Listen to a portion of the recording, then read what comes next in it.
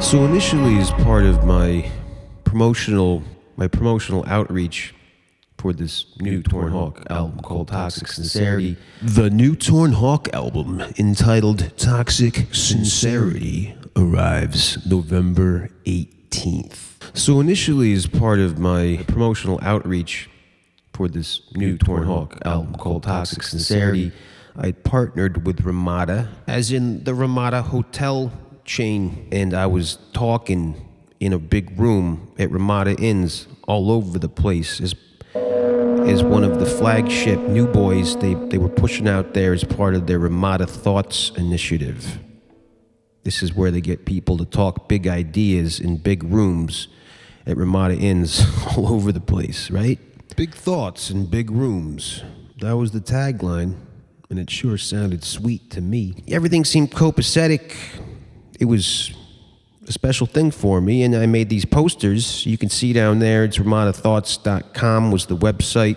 Jumping ahead a little bit, the website is now ramadathoughts.co. That's ramadathoughts.co. I had to drop the M. I couldn't afford the more upscale domain suffix of com after Ramada pulled their patronage of the Torn Hawk project. Despite our parting of ways, the website is live, and I invite you to visit it to find out more about not just the new album, Toxic Sincerity, but the services I offer to enhance your flesh business, as in like your public-facing personality scam, life marketing, how to sell your soul, get dates, and make pals, make more transactional friends.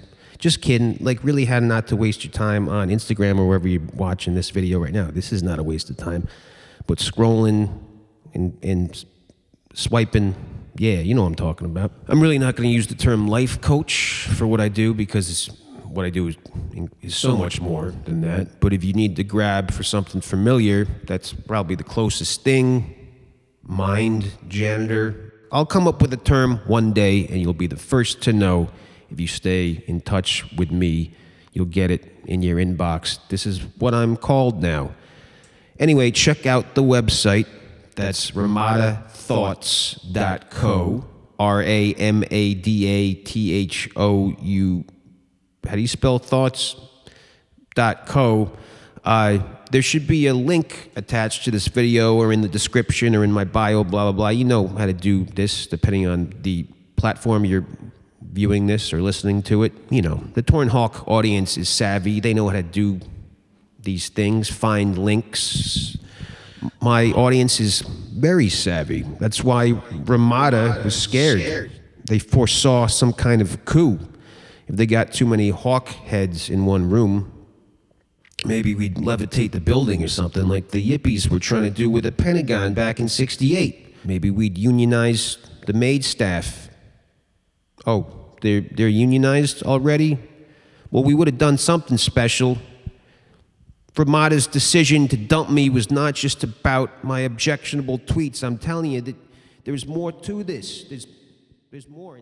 So anyway, returning to the backstory, I'd set up the website. Then, for some reason, Ramada, maybe they hadn't done enough research about who I am. They said my branding did not braid with their family-facing Ramadads,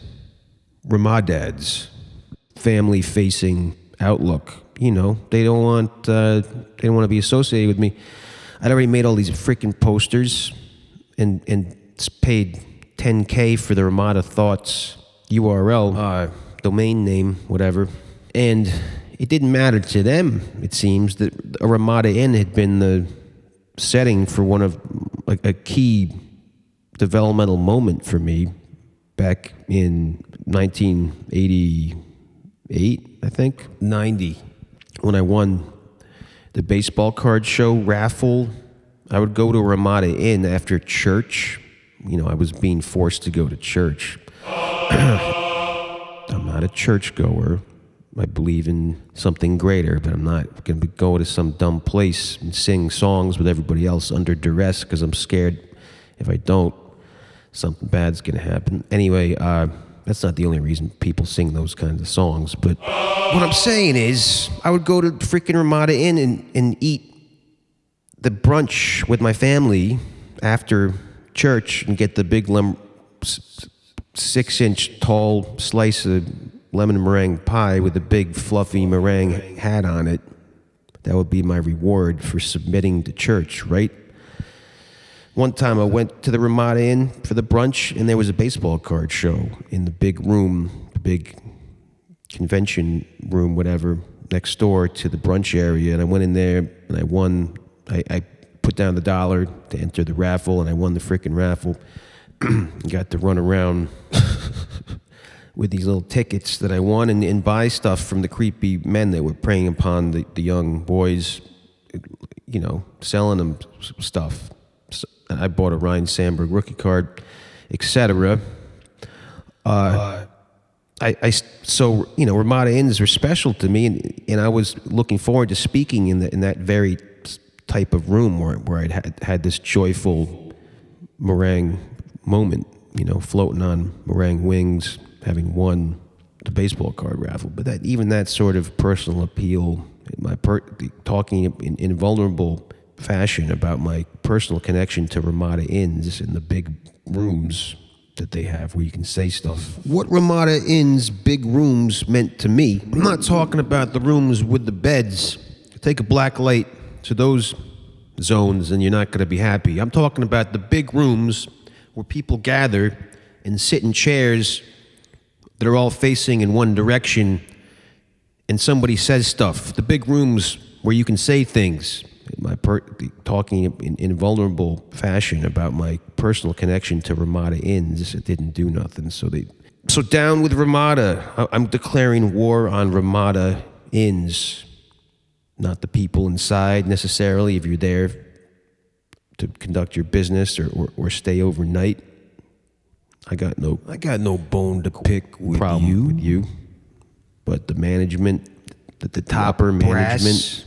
He really disappointed me. Let me walk that back because it sounds mean and being mean and sounding tough. Isn't that important? I just like how disappointed me sounds coming out of my mouth. And, I don't want people picketing outside Ramada executives' homes and trampling all over their lawn. Though, if they've got lawns, I hope they'd consider less water-hungry options, like a mix of native meadow grasses and gravel. Meadow grasses are funny. Though, everybody knows that tends to look like hippie garbage, and if your neighbor did some shit like that in the suburbs where you've chosen to build your status castle, wouldn't you entertain throwing a brick through their window or some other such intimidation? Hold on, there I go again. Projecting rolled up white t-shirt, performative toughness, pack of Marlboros in the roll. They roll the Marlboro pack, the red in the white t-shirt sleeve roll up. Kiefer Sutherland's Stand By Me baseball bat to the mailbox. Anyway, like I was saying, if you're a kid listening to this and you know your mom or dad works for Ramada, don't use all I've said as another reason to be teenage angry at them. Don't sneak into the room and write Ram-ada on their forehead in Sharpie with the syllables spaced out over the eyebrows so the ancient pronunciation of the word is revealed. Rather than this whitewashed colonialist version we've been trained to swallow. Yeah, don't go into your parents' room and take a Sharpie to their brow. Don't do that. Children of the Ramada.